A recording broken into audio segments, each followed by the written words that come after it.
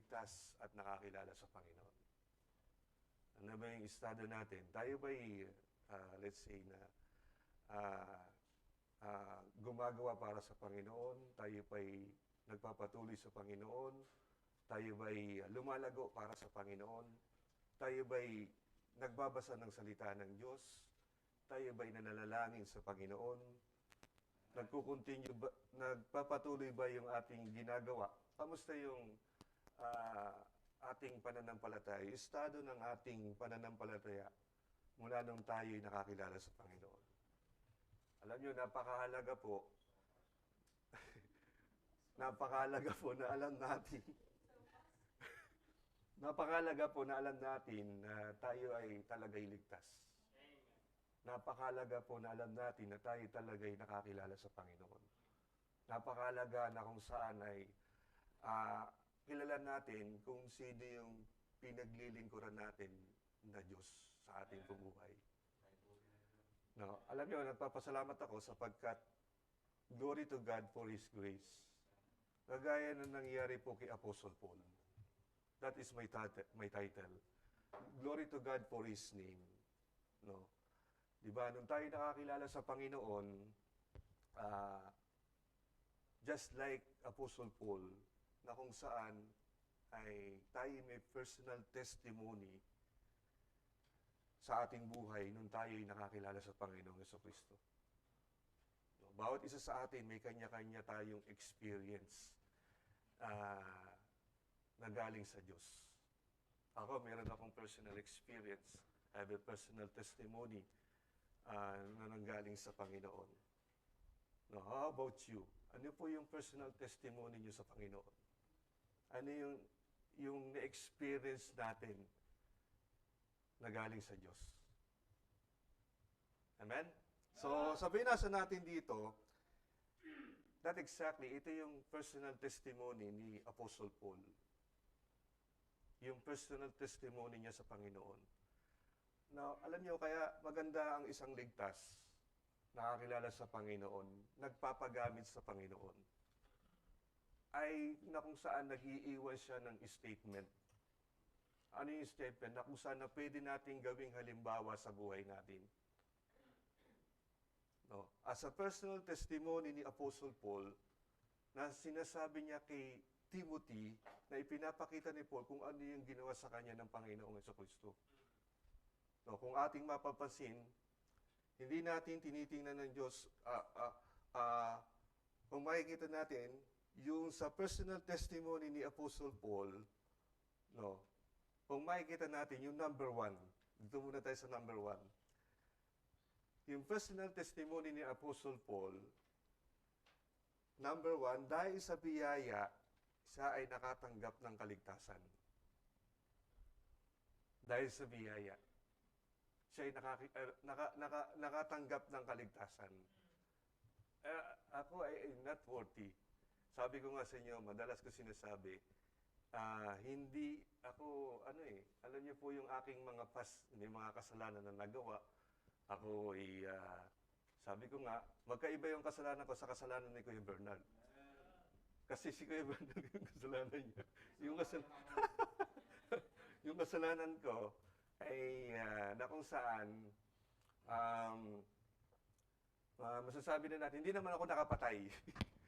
No, hindi naman ako nakapatay ng tao. So, yung kasalanan na aking nagawa, like paninigarilyo, yun. Pagsisinungaling, ganun din. Yung kasalanan na ako po, nag-take ako ng drugs, nagbenta ako ng bawal na gamot. Nagbawal ng gamot. And then, hindi lang po nagbenta ako ng shabu. No. Nung panahon namin, ng mga kabataan namin, siguro edad ko nito yan, Ray. Yung edad ko ng ganyan ako, talaga naman, doon sa amin, sa lugar namin, yung bahay namin, kalsada, natataas kami, pagka may dumadating na mga sasakyan, may dumaan na sasakyan na maingay, isa ako doon sa nagbubutas ng gulong. Ang ginagawa namin, nag, ah, yung mga pako na gaganyang kalalaki, inuuman ko yun, ilalagay namin doon sa ah, tansan. Tawag ko ng tansan, yung takip ng soft drinks. Iniuuman ko yun doon. Makikita mo, tatawa-tawa pa ako nun. Pinagtatawanan ko yung mga sasakyan na pumupunta doon sa, huwag kayong matakot sa may sasakyan, hindi ko gagawin yun sa inyo.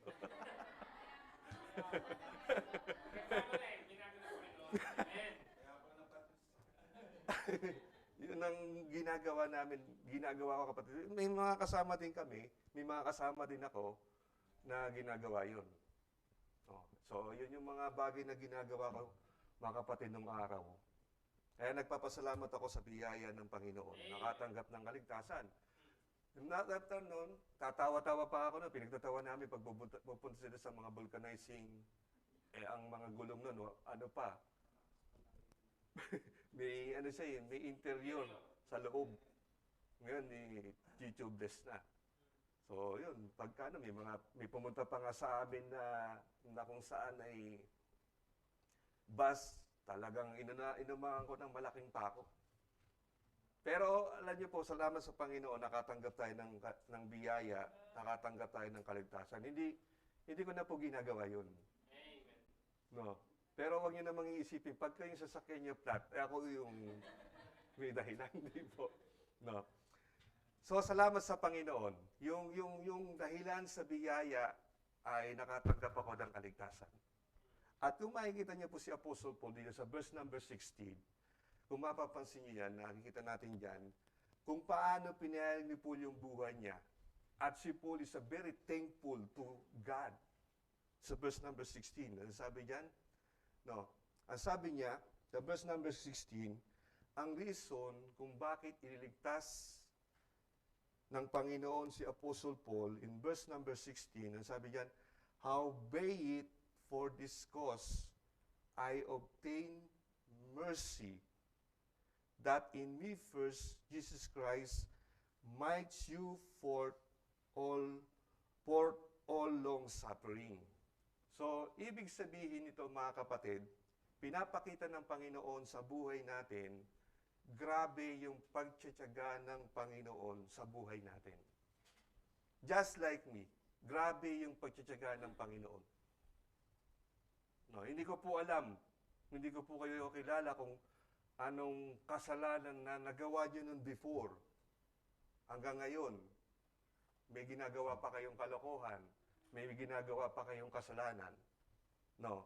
Pero dito, yung pinakita ng Panginoon kay Apostle Paul, grabe yung pagtsatsaga ng Panginoon sa buhay na ginawa sa kanya. Amen? So, alam nyo, kung hindi tayo minahal ng Panginoon, ano kaya yung pwedeng mangyari sa atin? Naiisip niyo ba yun? No. Kung hindi tayo minahal ng Panginoon, ano yung pwedeng mangyari sa atin? Sabi nga, kung ako hindi minahal ng Panginoon, maaaring na tokhang na tayo nun. Nahuli na ako. No. May mga nakasama ako na talagang, na sila nahuli sila. Na tokhang sila ni Duterte. Nabalitaan ko yun. No, nakita ko yun sa kanila. So, inisip ko yun sa sarili ko yun. Kung ako ay hindi pinagtsagaan ng Panginoon, kung hindi ako minahal ng Diyos, so, isa na ako dun. So, salamat sa Panginoon. No? Kung hindi tayo minahal ng Panginoon, wala tayo dito. No? Alipin pa rin tayo ng kasalanan. And, ano yung purpose ng Diyos kung bakit gano'n na lang yung pagmamahal niya sa atin? Diba? Yung purpose ng Diyos, sabi doon, yung purpose ng Diyos sa verse number 16. Kung bakit tayo niligtas ng Diyos, kung bakit tayo minahal ng Diyos, for what? Verse number 16. For a pattern to them which should hereafter believe on Him to life everlasting. Ibig sabihin, sabi ni Paul, eto na, why Jesus Christ saved me? Because of what? for a pattern, for a made a pattern. Ibig sabihin, to make a pattern, parang iba ay ano? Ha? Maligtas din. So, it's very important na tayo maging a pattern, maging isang magandang halimbawa para ang iba ay maligtas. Amen? No. At alam nyo, nakakalungkot minsan pag kami mga mahal tayo sa buhay, di ba? Na binabawian ng buhay.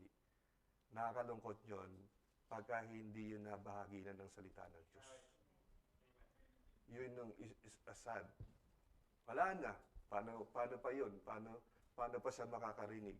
Hindi na siya makakarinig kasi wala na siyang buhay. Di ba dapat pa lang nung isa pa ay nakakarinig at yung bang nabahagi na ng salita ng Diyos, nakakilala sa Panginoon. Pero kung hindi natin nagawa yun, nakakalungkot yun. Amen ba? Di ba? So, amid the pattern, para ang iba ay maligtas. No? It is a very important, kapatid, yung personal testimony. Yung personal testimony, pansinin niyo, paano ka makapagliligtas o makakapanghikayat ng mga bagong mananampalataya sa sarili natin, hindi natin kayang mabago. Amen. Di ba? Amen. Kaya ito yung reason kung bakit si Paul, iniligtas siya at ngayon, ipinapakita ni Paul, ikinukwento ngayon ni Paul kay Timothy kung ano yung nangyari sa kanya. A personal testimony. They have experience, mga kapatid. No, hindi yung experience kung ano yung nangyari sa loob ng church. Ay, ganyan sa church. Kaya, di ba? Kaya, alam nyo, ganyan, personal testimony ko, hindi naging maganda sa... Dapat yung ikwento mo, yung imarites mo, yung ginawa ng Diyos sa buhay mo para lumago ang church. No? Amen? So, ngayon, tingnan natin. Makikita natin, sino ba si Apostle Paul before? Sino ba siya? Nung siya ay unbeliever. No, tingnan natin, sino ba siya before? Paul, who before ay what? A blasphemer. And what? He is persecutor. Natandaan natin, no? Si Paul siya ay responsible sa kamatayan ni Stephen. He's a persecutor.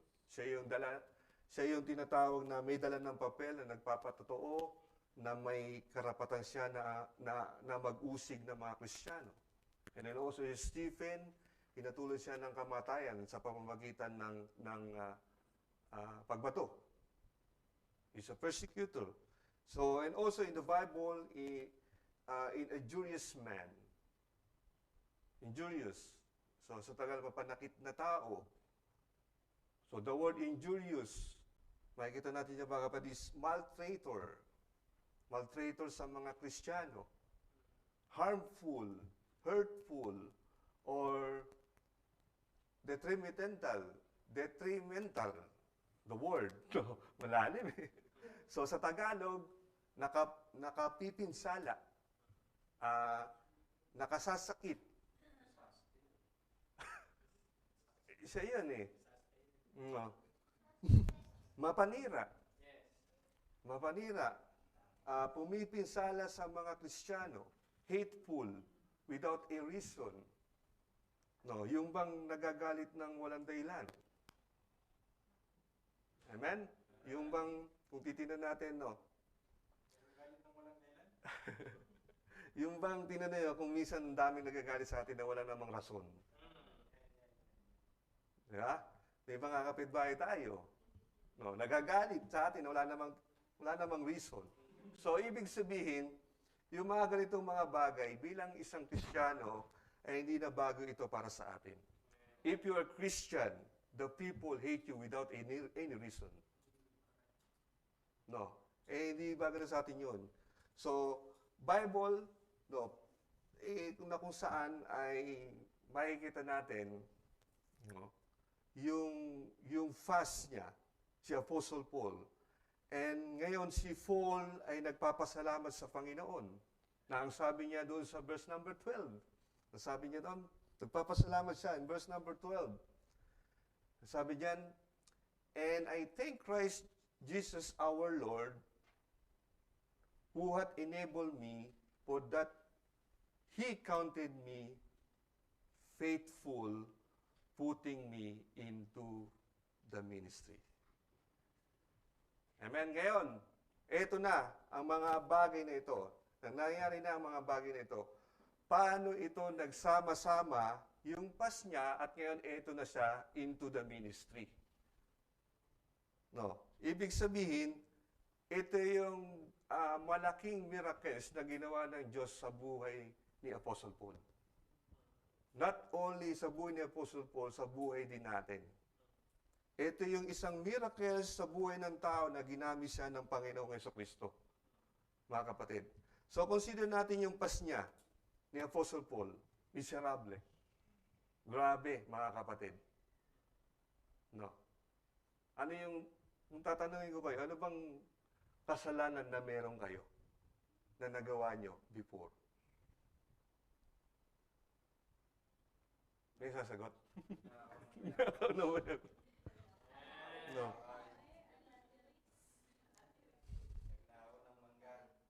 Ha?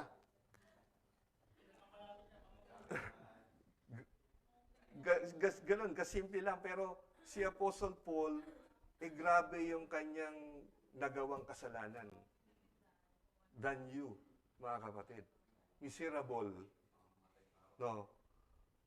Amen? Kung tayo'y tinatawag na tatanungin sa panahon ni Apostle Paul, magiging hatol natin kay Apostle Paul, talagang kamatayan. Di ba? Yung nga lang kapwa mo, may masabi lang sa iyo. Di ba?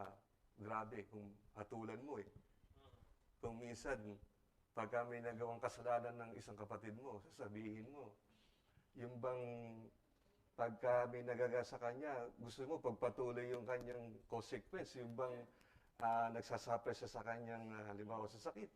Pero pagka tayo mayroong gano'n, gusto natin mawala agad yung Di ba? No. Ito, pwedeng ating sabihin natin na maging hatol natin sa kanya, kay Apostle Paul, ay kamatayan. Yung nga lang tinatawag na yung kapitbahay mo na inuusig ka Tiyak na meron kang hatol. No. Amen? Pero, kumbaga, yung mga ganun mga bagay, ipaubaya na natin sa Diyos yun. Yung mga umuusig sa atin. So, ito ngayon, ang kalagayan ni Apostle Paul, a persecutor, a blasphemer, injurious man, and then now, thanking God for counting him faithful, putting him into the ministry.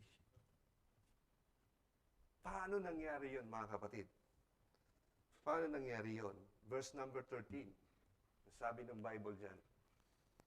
Verse number 13. Who was before a blasphemer and persecutor, injurious, but I obtained mercy.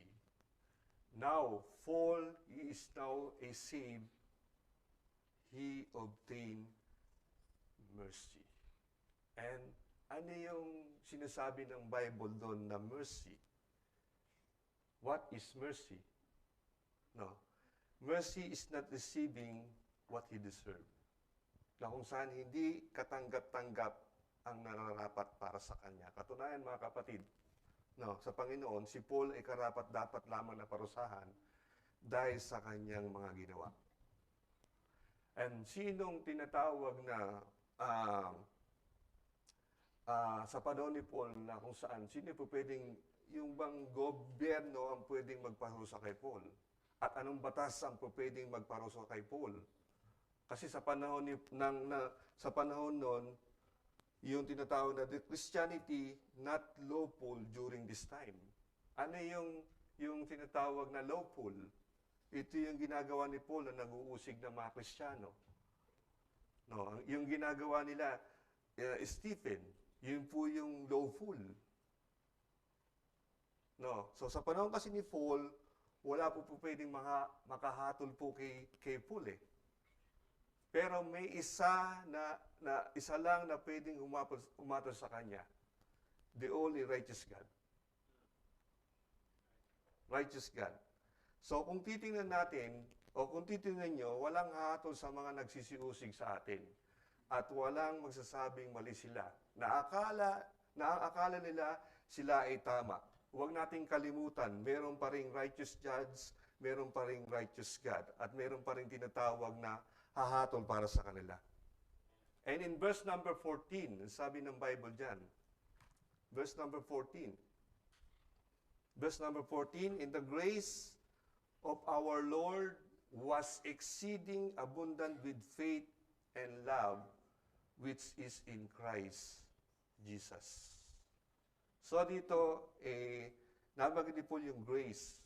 Kanina, nabanggit ni Paul ay mercy. And grace is receiving what we don't deserve. Ibig sabihin, para kay Paul, sa halip na tanggapin niya kung ano yung nararapat sa kanya, ay hindi po niya tatanggap. Ano yung nararapat kay Paul? Yung kaparusahan sa ginawa niya. Pero hindi po yun natanggap niya. Sa halip, ang natanggap niya ay, yung karapat-dapat sa kanya, that is grace. Kaya si Paul is trying to explain to Timothy for his personal testimony of his salvation. How the Lord saved him. This is the salvation, mga kapatid. No. Kaya huwag nating kalimutan. Huwag nating kakalimutan. Lahat, we are all sinners.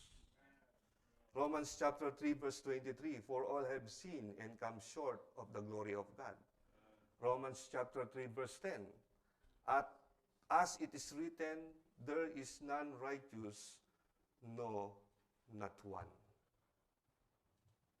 And sabi niya pa doon sa tinatawag ng verse number 15, no, this is faithful saying and worthy of love acceptation that Christ Jesus came into the world to save sinners, of whom I am chief.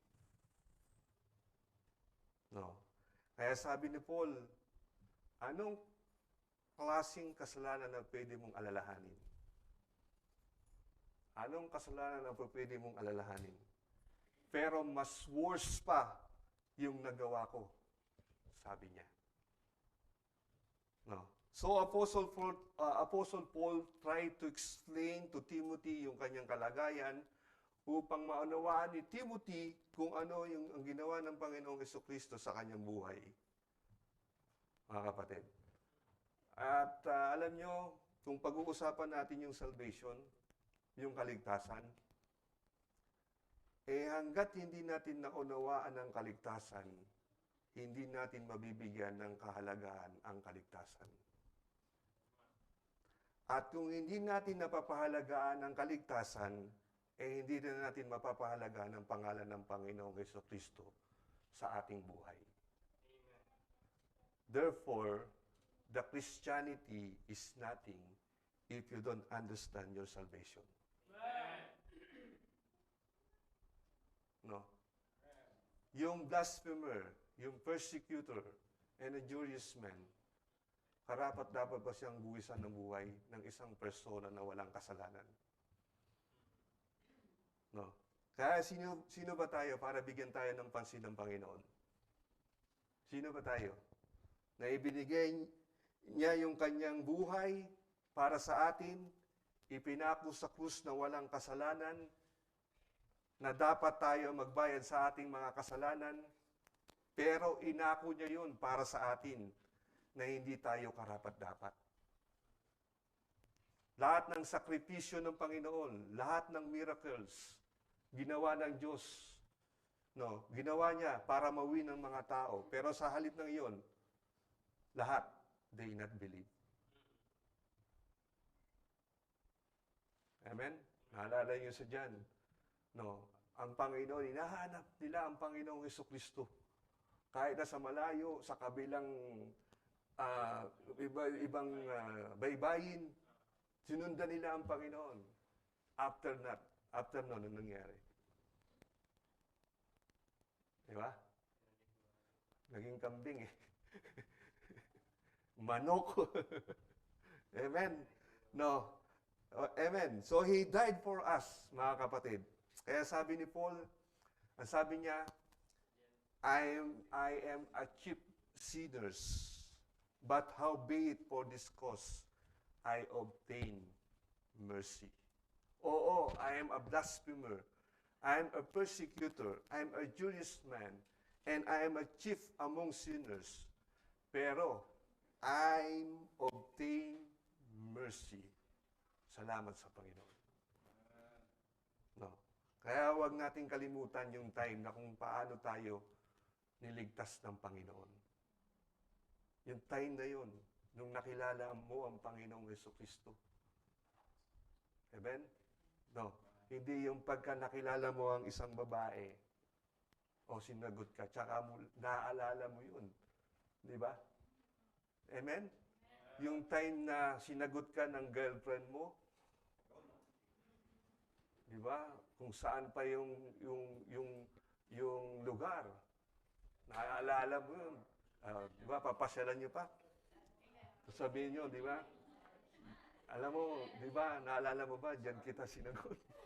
Yung time na yun. Amen? So, mga kapatid, huwag po natin kakalimutan yon. Yung time na kung saan natin tinanggap ang Panginoon.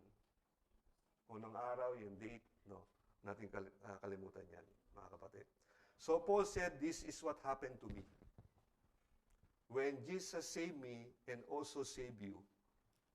Kaya kung nagawa yun ng Panginoon kay Paul, God also kaya niyang gawin sa iyo yun. Sa atin. So sa atin bilang isang Kristiyano, no. Ayun, hindi ko po kasi masyadong kilala, lahat po tayo. Pero hindi natin inaalok yung tinatawag na yung bang Baptist, hindi natin inaalok yan, no, mga kapatid. Kundi ang inaalok natin, ang Panginoong Jesucristo. Kasi ang church, ang pastors, hindi nakakapagligtas yun. Salvation is personal. Hindi po porke nakakilala ang isang tatay, ang isang nanay, ang kanyang anak ay saved na. We need to paunawa mo sa kanya yung kaligtasan. Kapatid. Kahit yung kapatid mo, kahit yung mga magulang mo, ipaunawa mo yung salvation sa kanila. Amen? And then, only Jesus ang pwedeng makapagligtas sa tao. Only Jesus ang tanging daan patungong langit. At hindi lang po yun. Pangalawa, dahil sa biyaya, tayo naging pag-aari niya. Dahil sa biyaya, tayo'y naging pag-aari niya. Ibig sabihin ng pag-aari, yung pag-aari, halimbawa, meron kang title, titulo. Hindi bulaga. Yung title, pag-aari.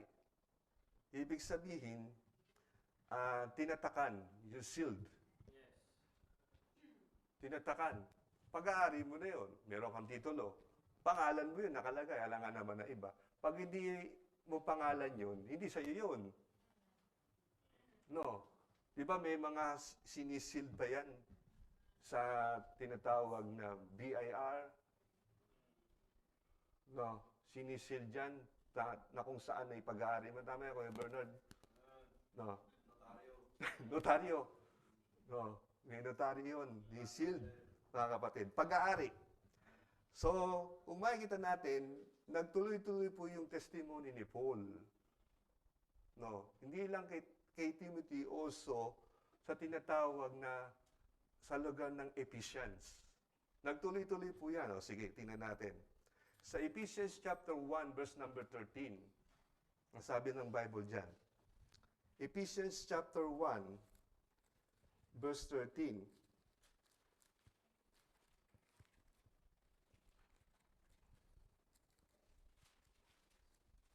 Ephesians chapter 1, verse 13. Ang sabi ng Bible,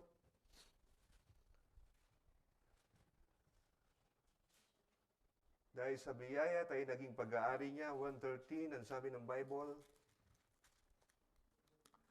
in whom you also trusted after that ye heard the word of truth, the gospel of your salvation, in whom also after that you believed, you were sealed with that Holy Spirit of promise.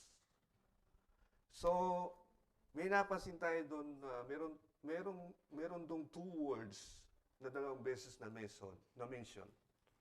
They have two words na na-mention doon sa Ephesians chapter 1 verse 13. Ano yung sabi doon ng Bible? Na una is after that you heard the word of truth. Di ba? No. And then yung second, after you believe the word of truth. Ibig sabihin, maraming nakaririnig pero hindi naniniwala. Right? Sabi doon, I believe in this church.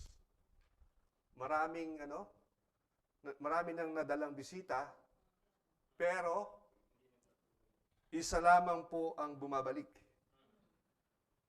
Ibig sabihin yun ang naniniwala. Hindi lamang sila nakapakinig, kundi sila ay naniniwala. So, ang sabi ng Bible, so after that heard the word of truth, the gospel of your salvation, in whom also after that ye believe, you were sealed with the Holy Spirit of promise. So, Holy Spirit, and ang sabi dun ng verse number 14 sa Ephesians, sabi ng Bible doon, which is the earnest of our inheritance until the redemption of the purchased possession. Unto what? The praise of His glory. Ang sabi ng Bible, ang banal na Espiritu ay ipinadala sa atin ng Panginoon upang yun ang pauna. No. Ibig sabihin, mana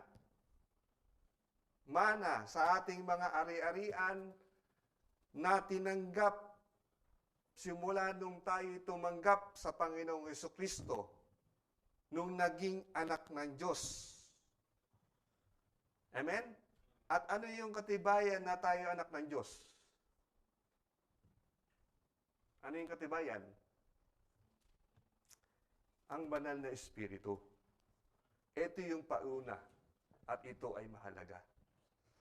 So, the Holy Spirit, ito yung earnest of our inheritance, mga kapatid. Ang sabi ng Biblia, ang sabi doon, until the redemption of the purchased possession. So, malinaw yung sinasabi ng Bible. Ibig sabihin tayo ay nasa purchased possession of the Lord Jesus Christ. Amen? Ngayon, bakit tayo naririto? Bakit kayo naririto? Bakit tayo lahat ay naririto? Because of what? We are the purchased possession ng Diyos. Tayo'y tinatakan ng Diyos bilang pag-aari niya, mga kapatid. Amen? Nakikita niyo ba itong ano na to? Mike? Ano ba tatak na ito? Pro sound. Ito. Nun. Nun. Pro sound and nun. Magkaiba. Diba? So, itong nun, ibig sabihin, nun ang may-ari niyan. Wala nang iba. No. So, hindi yan pag-aari ng tinatawag na pro sound. Kasi nga nun eh. Di ba? At itong nun, hindi niya pag-aari itong pro sound. Kasi may tatak siya na pro sound. Ganon din yung TV na yan, na nun. Just like also in Al-In. Battle. Ang pangalan niya, what? Al-In. Di ba? So, hindi yan, ano may mga inumin? May Dubai. Ano yun? Arwa. Aquafina. No, yung malalaking bote. Ano man ang pangalan nun? kids. Yung mga ganon. Ngayon, ngayon, kung nakikita nyo, hindi ito pag-aari ng tinatawag na kung saan nature spring yan, ano kung pangalan yan, water. Yan ay pag-aari ng alin, ito'y pag-aari ng prosound, ito'y pag-aari ng nun. Mga kapatid. So, ito ay nagsasabi na yan ay pag-aari ng nun, pag-aari ng prosound, pag-aari ng alin. Right? Okay.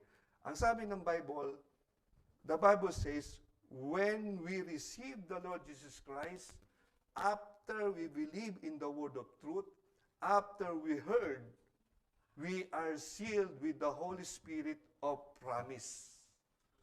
So the promise, yung kanyang promise, ay tayo ay kanyang pag-aari. Amen? Hindi ka na dapat pag-aari ng mundo. Pag-aari ka na ng Panginoon. Maliban na lang kung sinasanla ka. Binibenta ka. Yan yun. No. Pag-aari na tayo ng Panginoon eh. We are sealed, mga kapatid. Amen? Amen? We received the Lord Jesus Christ after we believed in the word of truth, and after we heard, we are sealed with the Holy Spirit of promise. No. Pag-aari na tayo ng Panginoon, mga kapatid. Hindi ka pag-aari ni inuman. Kundi pag-aari ka ng Diyos. Amen? Kaya sabi doon sa John chapter 1, verse number 12, but as many as received him, to them gave the power to become the sons of God, even to them that believe on His name. Amen? At bilang naniniwala sa Panginoong Jesucristo at nakakilala sa Panginoon, tayo'y tinatakan. Nung tayo'y tinatakan, tayo ngayon ay pag-aari na ng Panginoon, hindi na tayo pag-aari ni numan. Amen? Purihin ang Panginoon. Salamat sa Panginoon. So, glory to God. They have opportunity para maglingkod sa Panginoon. Right? No. Kaya minsan, sa paglilingkod din, talagang minsan sa Panginoon, na kung saan medyo kailangan magmasid din tayo. Kailangan makita natin kung sino yung tupa at kambing.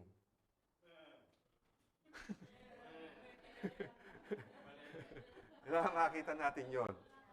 No. Hindi porke nakapasok talaga namang patatayin mo. Hindi ganun. Kailangan we need to tatakan mo rin. Baka mamaya hindi ito talagang tunay na Kristiyano. Nag-Kristyanuhan lang. At kung isa baka mamaya gagawa pa yan ng hindi maganda. No. Yun. Kailangan na maging maingat lang tayo. So, glory to God, they have opportunity para maglingkod sa Panginoon. Tayo ay niligtas ng Panginoon not only to sit. Tayo niligtas ng Diyos, hindi lang tayo para magbutas ng upuan. Not only to sit, but to serve. God save us not to continue to sin. Hindi dapat tayo magpatuloy sa kasalanan. No. Di ba, karamihan sinasabi natin, totally ligtas tayo eh. Di okay na magpapatuloy tayo sa panloloko, paggawa ng kasalanan, paggawa ng hindi maganda sa kapwa. Totally, ligtas naman ako. Gagawa ako ng kalokohan sa kapwa, ihingi na lang ako ng tawad. No. Mga kapatid, hindi ganun. Hindi po ganito yung gabay ng banal na espiritu. Hindi po ganun. Di ba? Kaya sabi din doon sa may Romans chapter 8 verse 14, sabi doon, but as many as are led by the Spirit of God, they are the sons of God. Yung gumagawa tayo ng kalokohan, yung nanloloko ka ng kapwa, yung gumagawa ka ng hindi maganda sa kapwa, ang tanong ko, ito ba ay leading ng Holy Spirit? No. At kung ito ay hindi leading ng Holy Spirit, nasaan ngayon yung guarantee na tayo anak ng Panginoon? Amen? So, nung si Paul ay nagpatuloy siya sa kanyang testimony sa mga lugar, kagaya ng Ephesus, ng Romans o Rome, Corinthians, Galatians, Colossians, at personally to Timothy, and also to Titus. They continues. And then also in 2 Timothy chapter 4 verse 8, ang sabi ng Bible diyan, I have fought a good fight, I have finished my course, I have kept the faith. This is the statement of Apostle Paul that only to save and seal can save. No, minsan maraming nagkokot, di ba? Nang sabi doon, for to live in Christ, to die is gain. Tama ba? Sino may kabisado nun? For to live in Christ and to die is gain. For to live in Christ and to die is gain. Ganda, no? Sometimes dinekot natin yan. Pero hindi mo makita sa gawain. Amen? May tanong pa ako eh. May tanong lang po ako. Tayo ba'y ligtas sa Panginoon? Tayo tinatakan ng Panginoon. Bakit hindi natin ma-apply sa ating family? Pagka tayo ay nasa bahay. Pagka ba tayo nasa bahay, ano yung pinapakita natin sa family natin? No, nagpapakita ba tayo na tayo ligtas at masaya sapagkat meron tayong selyo ng ownership ng Diyos? Okay. How about principles? No. Yung standard kung saan man tayo pumunta. Nakikitahan ba sa atin yan? Nakikita ba sa atin yan? Amen? So, service is not kung saan kumakanta tayo, yung nag-aayos tayo, kung saan yung nag-aayos ka ng pagdadausan ng gawain. No. Ano mang ginagawa mo para sa Diyos, lahat ng yan ay pamumuhay na ginagawa natin. Pagka Fridays, pagka Sunday, Tuesday, kuminsan, meron pang tinatawag na Bible study pa. Eh, lahat ng yan, mga kapatid, ay pamumuhay natin bilang isang Kristiyano. Lahat ng yan. No. Amen? And then, yung last, anong sabi ng Bible dyan? 1 Timothy chapter 1, verse 16. Sabi dyan,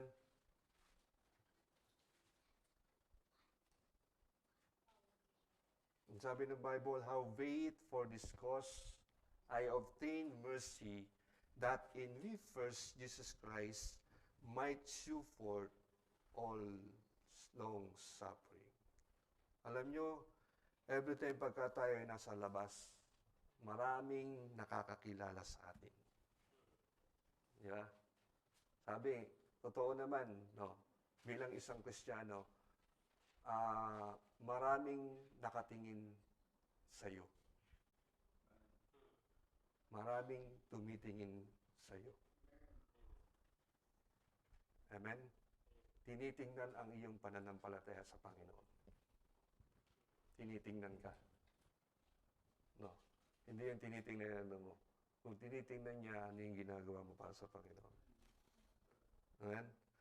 Maraming nakakilala sa atin. Kung minsan, tayo bilang isang Kristiyano dito sa UAE, kulang na lang pahuli tayo. Di ba? No. So, I mean, pagka tayo ilalabas, marami ang nakakilala sa atin. Una, kilala tayo ng ating pamilya. Pangalawa, kilala tayo ng ating kasama sa work. Pangatlo, kilala tayo ng ating mga kaibigan. Kaya every time na makaka-encounter ka na makikita tayo, na kung saan dapat hindi na nakikita sa atin yung kasalanan. Kundi nakikita sa atin yung gawa ng Diyos sa buhay natin. Right? Kaya sabi dun sa verse number 16, ano yung purpose ng Diyos? Why Apostle Paul saved? Ano yung purpose ng Diyos? Bakit tayo niligtas? To make a pattern to them which should hereafter believe on Him to life everlasting. No, I hope, no, pag-uwi natin, na-encourage ko po kayo na pwedeng maging pattern tayo sa iba. Not only sa iba, kundi sa mga kakilala din natin. Sapagkat you are saved, tinatakan tayo ng Diyos, not tayo, niligtas tayo ng Diyos, tinatakan tayo ng Panginoon, and nung tayo nakakilala sa Panginoon, tinatakan tayo ng Diyos, maglingkod tayo sa Kanya. No. Amen? Nawa, maging makabuluhan ang ating buhay sa pang-araw-araw nating buhay. Salamat sa Panginoon, Pastor. There's more.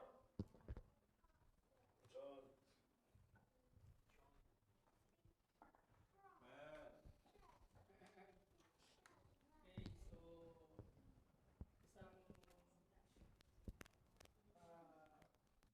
blessing na blessing galing sa Panginoon. Kung mapapansin niyo yung sinabi ni Apostol Pablo kay Timothy sa verse number 11, according to the glorious gospel of the blessed God, which was committed to my trust. So, hindi ibig sabihin, actually, lahat tayo pwede nating tinatawag na i-personalize yung sinabi ni Apostle Paul. Totoo naman, yung ebanghelyo ng Panginoong Jesucristo pinagkatiwala sa atin. So, just like the preacher said, na hindi tayo niligtas ng Diyos just to sit lang, no. So when God committed entrusted us things na kung saan ay tawag na yung pinagkatiwala sa atin ng Panginoon, ano gagawin natin dun sa pinagkatiwala sa atin ng Diyos? Diba? I remember in the book of Matthew, Luke, or Matthew and Luke, the parable of the talents. Ano yung ipinagkatiwala ng master? Diba? Yung talents. Ano gagawin mo sa talents? Gamitin. Hindi itago o hindi ilagay sa lugar na kung saan ay hindi pinakikinabangan. So ganun din yung ebanghelyo, yung ipinagkaloob ng Diyos o pinagkatiwala ng Diyos sa kamay ni Apostol Pablo at sa kamay natin lahat. Yun yung gospel. Kaya nga tayo ang ating tawag na responsibility is to share the gospel. Kasi nga ipinagkatiwala sa atin ng Diyos yan. Hindi yan dahil to keep it for yourself lang. Amen? Katulad ng sabi ng Apostle Paul, and then, ano yung mga bagay pa na ikinumit o ipinagkatiwala sa atin ng Diyos? O God enabled you to go. Diba? Hindi ba tayo tinatawag na binigyan ng Panginoon ng enablement para gawin yung pag-share ng gospel? Hindi lang yon. God counted you faithful. Diba? Amen? And then, God put you in the ministry. Hindi lahat ng tinawag ng Diyos, hindi niya ilalagay sa ministry. Lahat yun ilalagay niya sa ministry. And that is the church. Ano ba yung ginagawa mo sa church ngayon? God put you there. O nilagay ka ng Panginoon na tagaluto, God put you there. Nilalagay ka ng Panginoon na taga-ayos ng upuan. Nilagay ka ng Panginoon niya sa ministry na yan. Amen? And again, that's all our privilege. Privilege natin ang maglingkod. Every eye closed, every head bowed. Let's go to God in prayer.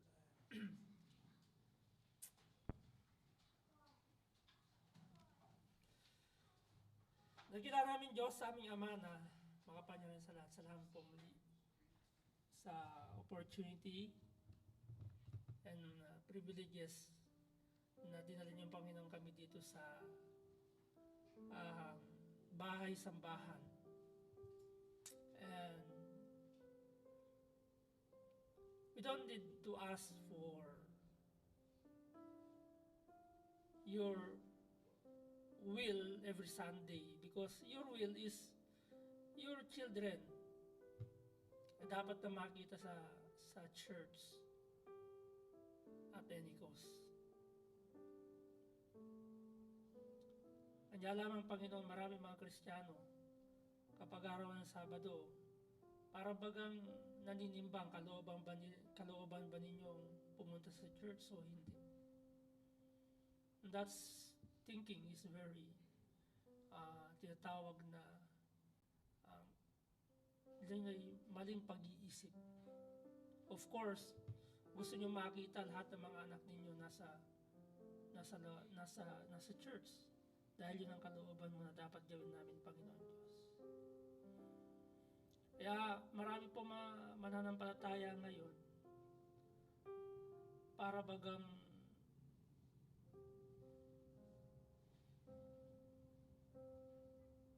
gumagawa ng schedule or they are practicing their wrong free will sa buhay po nila, Panginoon Diyos. At katulad po ng aming pong mga napakinggan sa inyo pong lingkod na kami, Panginoon, ay iniligtas mo dahil sa habag at awa mo, hindi upang kami, Panginoon, ay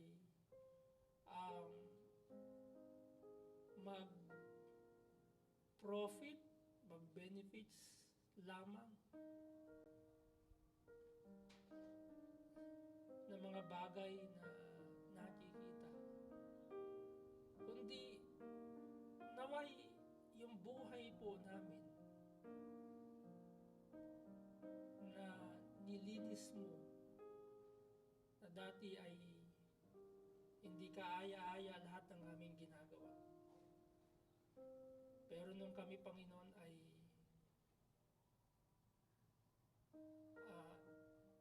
tinubos mo, dapat yung buhay po namin ngayon na ikinabubuhay ay kaaya-aya sa iyong paningin, Panginoon Diyos. Katulad nitong si Paul, si Apostle Paul, na hindi naging maganda yung kanyang, although lahat po kami, Panginoon, hindi po naging maayos yung aming po mga past.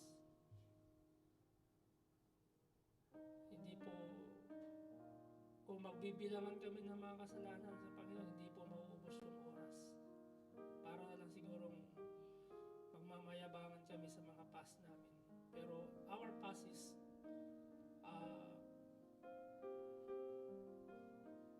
talagang makasalanan po kami.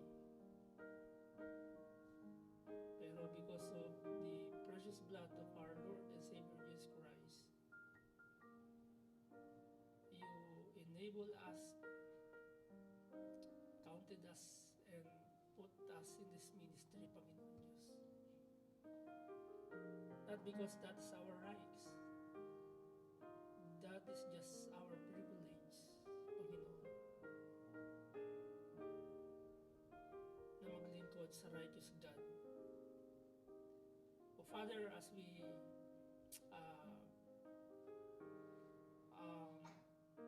doing the ministry here in this church or in our church or in your church, Panginoon Diyos,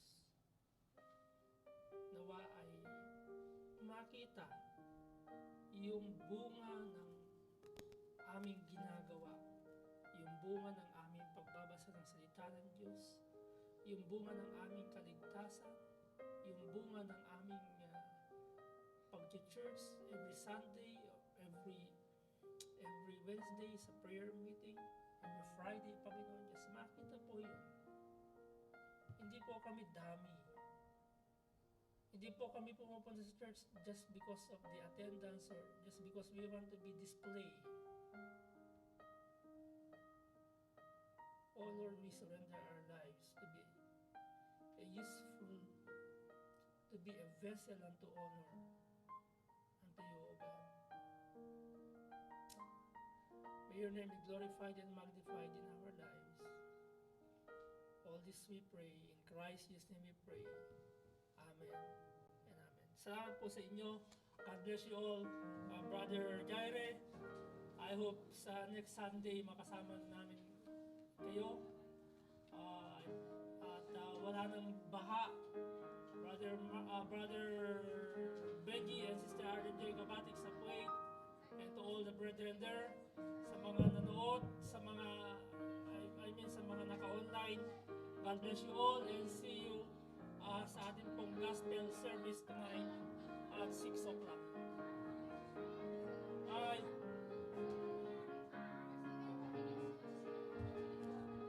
Welcome sa ating mga kapatiran na nasa Kaima. Kasama natin ngayon. Nariroute sila from Abu